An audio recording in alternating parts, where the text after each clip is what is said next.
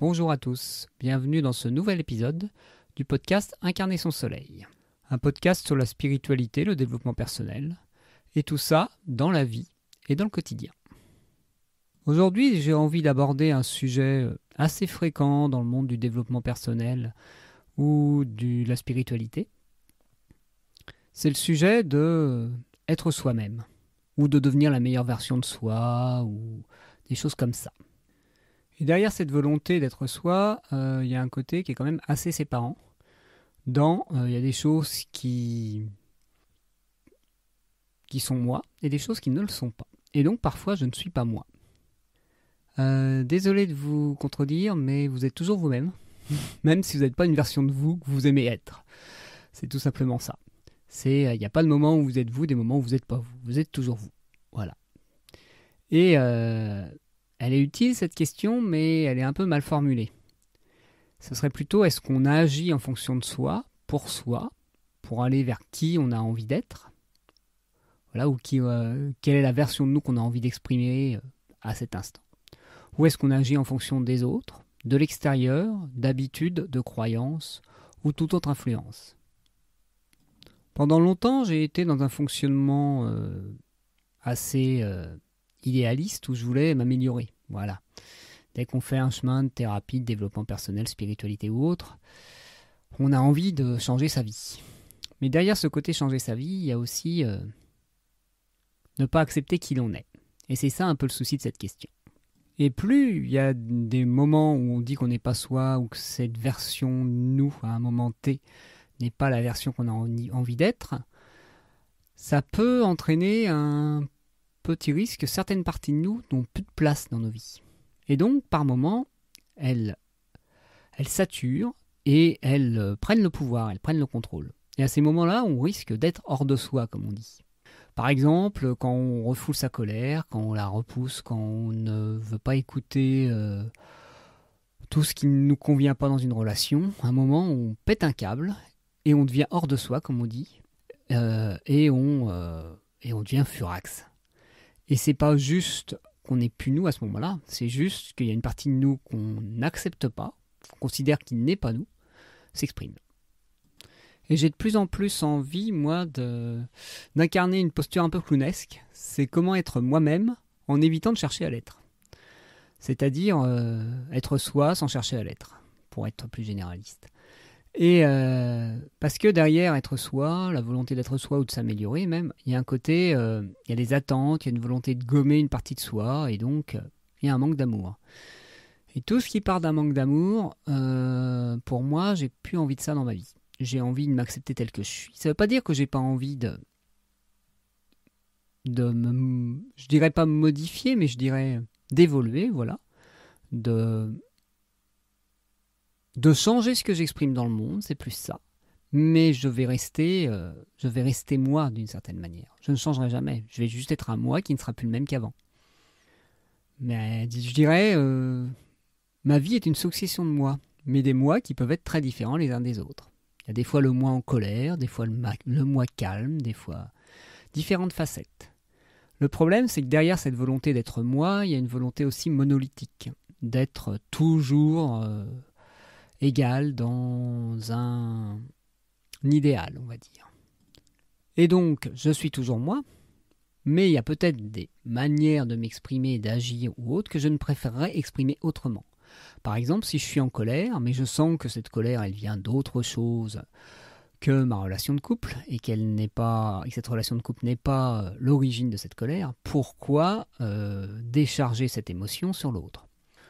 Je pourrais dire, oui, mais je suis en colère, donc c'est l'accepter. Oui, on peut aussi dire ça. Ça n'empêche pas d'accepter ces moments où ça s'exprime comme ça.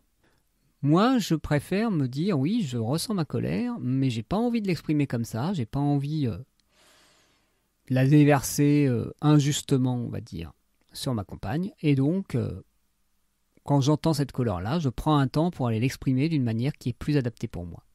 Donc je ne rejette pas le fait d'être en colère, je ne rejette pas le fait d'avoir envie de critiquer ma femme ou de lui taper dessus.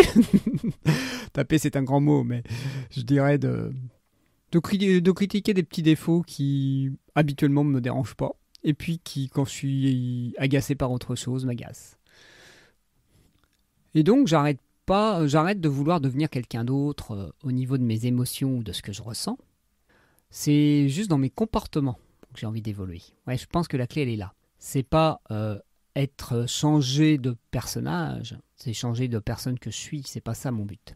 C'est changer de comportement et de manière d'exprimer ou même de manière d'agir. Disons être aligné entre mes pensées, mes paroles et mes actes, tout simplement. Et là encore, il y a une recherche d'idéal. Mais ça peut être juste une direction, une volonté, une intention, je dirais, d'être plus harmonieux dans notre vie. Même si on ne pourra jamais l'être totalement, parce que la vie est faite de haut et de bas, comme les saisons, et qu'il y a des moments où on va bien, des moments où on va moins bien, des moments où on est en colère, des moments où on ne l'est pas. Et gommer tout ce qu'on considère comme négatif, c'est plus réellement de la vie. On se coupe en deux. Voilà. Je ne crois pas dans le fait qu'on puisse supprimer toutes les émotions négatives. On peut en avoir moins souvent parce qu'on les écoute mieux et donc qu'elles n'ont pas besoin de monter en intensité. Elles seront peut-être moins fortes, mais elles seront toujours là. Car oui, même si vous avez travaillé sur votre colère et tout ça, quand quelqu'un risque de vous écraser ou vous grille une priorité ou même vous insulte, ça m'étonnerait que vous soyez dans l'équanimité. Ou alors vous êtes vraiment un saint. J'avais aussi, quand j'avais enregistré initialement ce podcast, une autre phrase qui me semble pas mal. C'est être soi, c'est laisser circuler ce qu'on ressent et laisser fleurir à l'extérieur ce dont on a envie.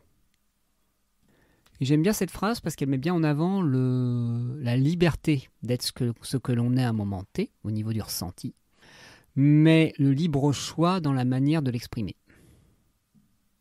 Et donc pour en revenir à la question d'être soi, derrière le « je veux devenir moi », il y a une quête d'un costume idéal, pour être accepté, pour être aimé. Et donc c'est cette quête d'acceptation, c'est cette quête d'être quelqu'un de mieux qui pousse à se poser la question aussi. Et est-ce que plutôt que chercher à être aimé, on pouvait juste s'aimer? Voilà. Et donc sortir de la quête de l'amour. Parce que si on s'aime, il n'y a plus de quête. Si on arrête de chercher l'amour à l'extérieur. Et je le répète, c'est pas pour autant qu'il faut ne pas vouloir modifier ses comportements. On peut aimer ce que l'on ressent, la personne que l'on est à un moment T, tout en voulant modifier son quotidien et modifier sa réalité.